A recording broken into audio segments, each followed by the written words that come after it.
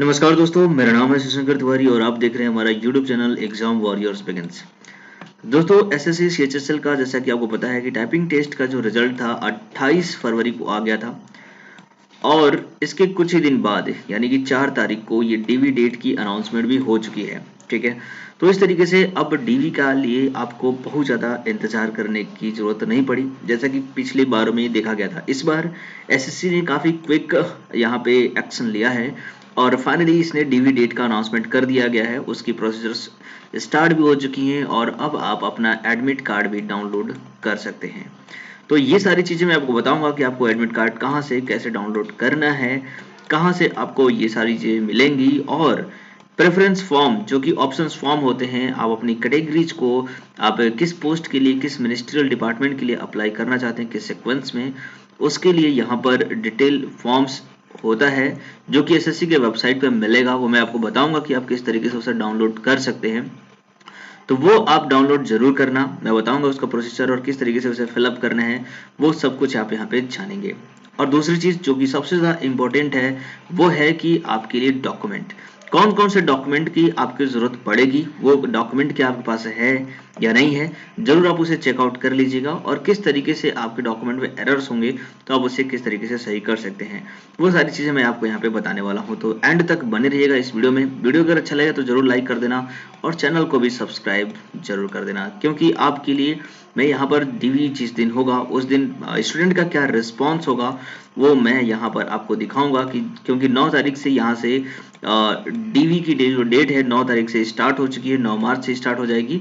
तो उस दिन स्टूडेंट का क्या रिस्पॉन्स रहेगा, जो भी स्टूडेंट वहाँ पे आएंगे मैं उनसे जरूर पर्सनली मिलूंगा और बताऊंगा आपको कि किस तरीके से डीवी हो रही है, क्या उनका रिस्पॉन्स रहा है, वो सब कुछ। इसलिए चैनल को जरूर सब्सक्राइब कर लेना और बेल आइकन दबा लेना, आपको काफ़ी सारा फायदा वहाँ से मिलने वाला है।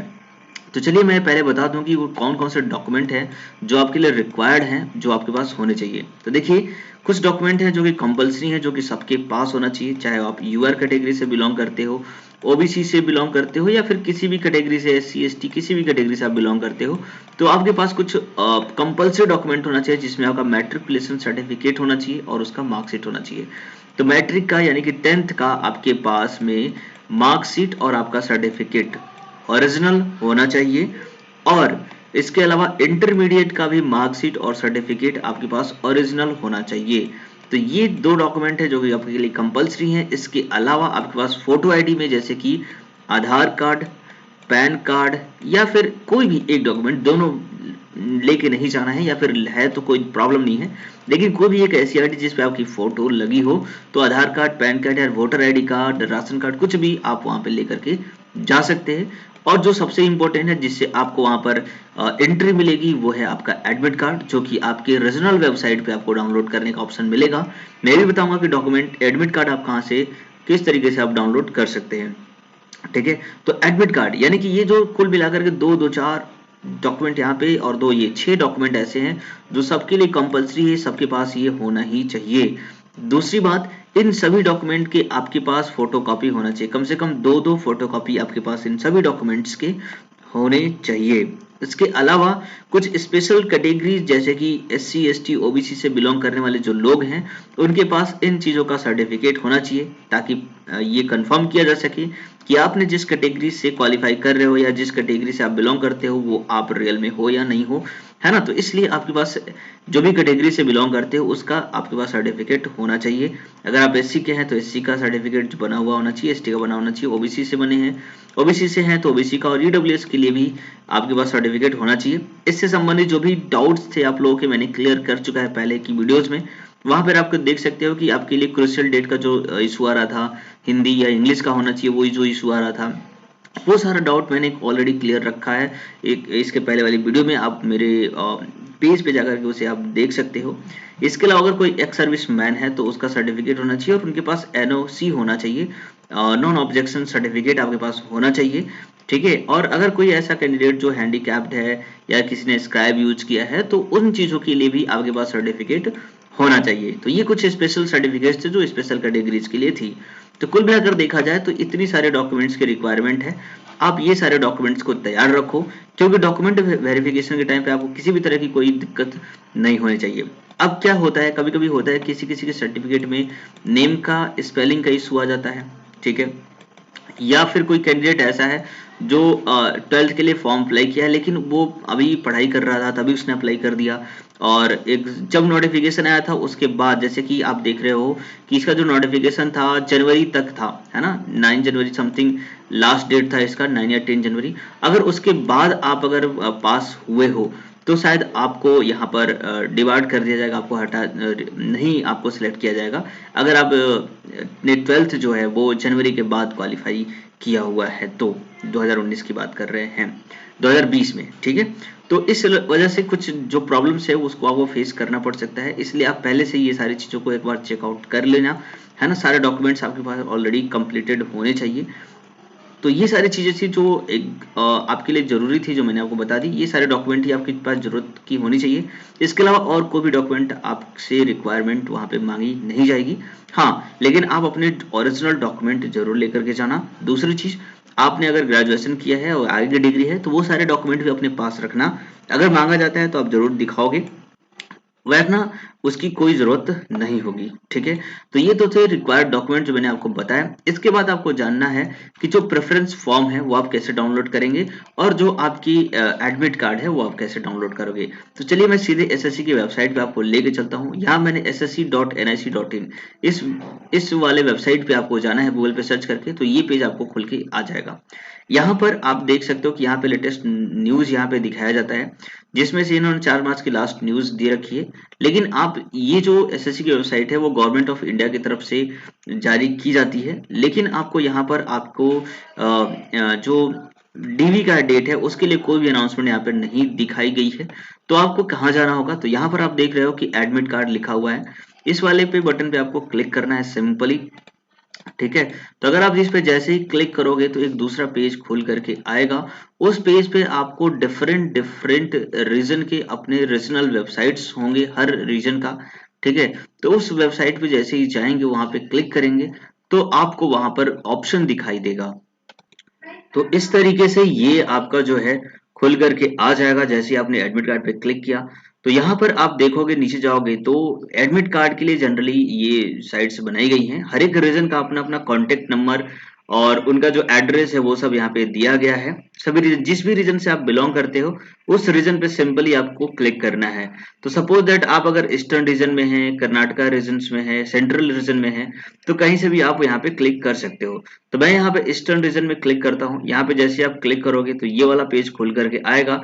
इस पेज पे आप अगर नीचे जाते हो तो यहाँ पर आपको देखिए, यहाँ पर 3 मार्च का यहाँ पे नोटिफिकेशन आया है कि download document verification call letter for of combined secondary level, ठीक है। तो ये यहाँ पर दिया गया है, इसे आप यहाँ पे जैसे ही क्लिक करेंगे तो ये वाला ऑप्शन खुल करके आएगा। इसमें आपको अपना रोल नंबर फिल करना है, जो भी आपका रोल नंबर है, और ये जो सम है वो यहाँ पे आपको डालना है। उसके बाद डाउनलोड कॉल लेटर पे आप जैसे ही क्लिक करेंगे तो आपका जो है एडमिट कार्ड यहाँ पे शोन हो जाएगा, ठीक है।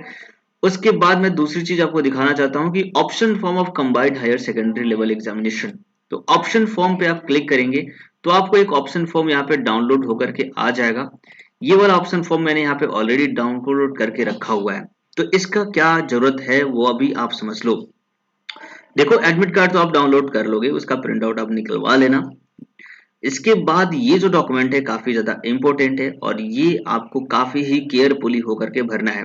इसके पहले ही मैंने आपको एक वीडियो बनाई थी जिसमें मैंने बताया था कि प्रेफरेंस फॉर्म को किस तरीके से फिल करना है, क्या प्रोसीजर्स है, किस तरह की आपकी नीड है, वर्किंग प्लेस को लेकर के, मनी को लेकर के, वर्किंग प्रोफाइल को लेकर के। तो वो सारी नीड के अकॉर्डिंग ही आप इसे फिलअप करोगे।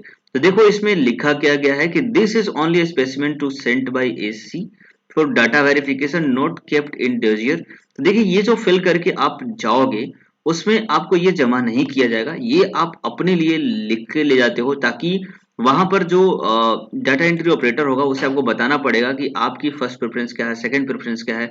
तो वहां पर आप एग्जैक्टली आप बता नहीं पाओगे, काफी कंफ्यूज हो, क्योंकि काफी सारी पोस्ट होती हैं इसमें। तो उन पोस्ट में आपको करना क्या होता है कि आप यहाँ पर फिलअप्स दिए गए होते हैं। यहाँ पे कुल 26 पोस्ट है, हालांकि इस बार कम है, पिछले साल कुल 49 पोस्ट के लिए रिक्वायरमेंट थी, लेकिन इस बार सिर्फ 26 पोस्ट के लिए ही रिक्वायरमेंट है यहाँ पर। तो इन सभी पोस्टों को प्रायोरिटी वाइज आपको यहाँ पे फिल करना है। तो आपको मैं बता दूं, जिस तरीके से यहाँ पे देखो, पहला जो नाम दिया गया आर्कियोलॉजिकल सर्वे ऑफ इंडिया, दूसरा सेंट्रल ब्यूरो ऑफ नारकोटिक्स, है ना, कंट्रोलर जनरल ऑफ डिफेंस, इसका कोड L04 है। L05 जो है custom excise and service tax appellate tribunal है। तो इनमें से जिस किसी को भी आप फर्स्ट पे, जैसे सपोज दैट ये इंटेलिजेंस ब्यूरो का डिपार्टमेंट है और आप चाहते हैं कि इंटेलिजेंस ब्यूरो डिपार्टमेंट में काम करना, और आपकी इंटरेस्ट है कि आप इसी डिपार्टमेंट में सिलेक्ट हो, तो आपकी जो फर्स्ट प्रायोरिटी होनी चाहिए वो इंटेलिजेंस ब्यूरो होना चाहिए। तो इसका जो कोड है L14 है। तो आप क्या करोगे, यहाँ पर जो आपको फर्स्ट दिया गया है, यहाँ पर आपको सिर्फ L14 यहाँ पे लिखना है, ठीक है। और इस तरीके से हर एक कॉलम में आपको लिख करके ले आना है। हालांकि ये कंपलसरी नहीं होता, आप चाहो तो 1 2 3 कितने भी फिल करके बाकी सबको ब्लैंक छोड़ सकते हो, लेकिन वो काफी अच्छा नहीं होता है।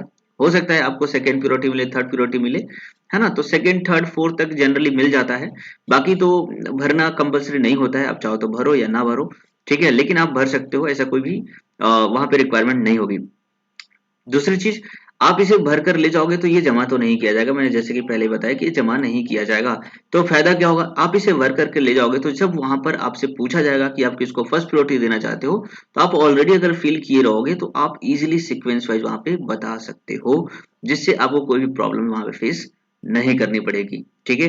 तो आप अपने अकॉर्डिंग जिस भी पोस्ट, जो भी पोस्ट, जिस भी डिपार्टमेंट आप काम करना चाहते हो, आप वाइस प्रेसिडेंट सेक्रेटरीट में काम करना चाहते हो, मिनिस्ट्रियल परमानेंट अफेयर्स में काम करना चाहते हो, एक्सीलेंट अफेयर्स में काम कर, एक्सटर्नल अफेयर्स में काम करना चाहते हो, तो जिस भी मिनिस्ट्रियल डिपार्टमेंट आप काम करना चाहते हो, जो भी आपकी इंटरेस्ट है उसके अकॉर्डिंग आप यहाँ पे फिलअप कर लेना, और इस तरीके से आप वहां पर जाओगे तो इन डॉक्यूमेंट को जरूर लेकर के साथ में जाना, ठीक है।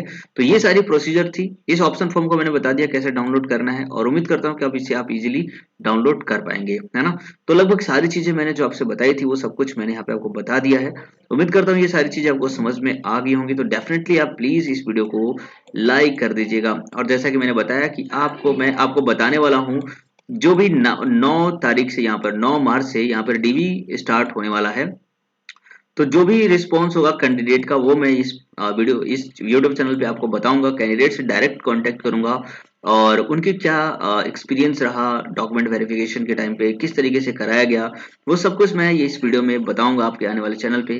तो प्लीज आप इसे सब्सक्राइब जरूर कर लीजिएगा, और ताकि आप इसे, और हाँ, बेल आइकन भी दबा लीजिएगा ताकि नोटिफिकेशन आपको मिलता रहे। तो चलिए आज के लिए इतना ही रखेंगे, मिलते हैं फिर अगले वीडियो में।